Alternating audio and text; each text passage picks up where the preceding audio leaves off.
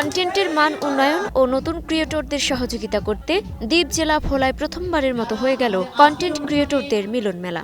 ভোলা শহরের একটি হোটেলে সেইলর কন্টেন্ট ক্রিয়েটর মিটআপ 2025-এ অংশ নেন জেলার 1.5 শতাধিক কন্টেন্ট ক্রিয়েটর। অনুষ্ঠানে তরুণ কন্টেন্ট ক্রিয়েটরদের মধ্যে ছিল উৎসবের আমেজ। নতুনদের সঙ্গে অভিজ্ঞদের মেল বন্ধন ঘটায় উচ্ছ্বসিত সবাই। আমি চাই যে আমার এই কন্টেন্টের মাধ্যমে আমার দ্বীপ জেলার ভোলার মানুষের যেই প্রাণের দাবি সেতু চাওয়া কিংবা একটা মেডিকেল চাওয়া কিংবা একটা ইউনিভার্সিটি চাওয়া, ফ্রেমিং বুঝতে হবে, ইউনিক ফ্রেমিং। যেমন আমি দেখে থাকেন যে লঞ্চের ভিডিও করে থাকি, ইউনিক ফ্রেমিং। প্রতিটা জেলাতেই আমাদের ইয়ংদের সাথে কানেক্টেড, যেহেতু আমরা একটা ইয়াং ট্রেন্ডি ফ্যাশন ব্র্যান্ড, তো আমাদের উদ্দেশ্য থাকে যে ইয়াংদের সাথে কানেক্ট করে কিছু করা। আমরা যারা পুরাতন আছি তারা চেষ্টা করছি যে নতুনদেরকে সহায়তা করার জন্য, এই বিষয়ে জানার জন্য। এই আয়োজন আসলে আমাদের ভোলার যারা কন্টেন্ট ক্রিয়েটর আছে সবার মধ্যে একটা বন্ধুত্ব সম্পর্ক তৈরি করবে। অতিথিরা কন্টেন্ট নির্মাতাদের দিক নির্দেশনা দেন।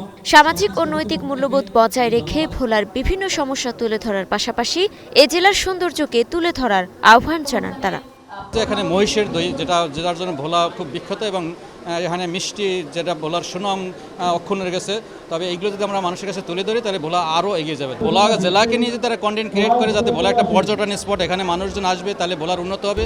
নিজের পরিচিতি বাড়ানো, নতুন ফলোয়ার বাড়ানো, কন্টেন্ট থেকে আয় করার কৌশল সহ নানা বিষয় উঠে আসে আলোচনায়। Desk report, star news.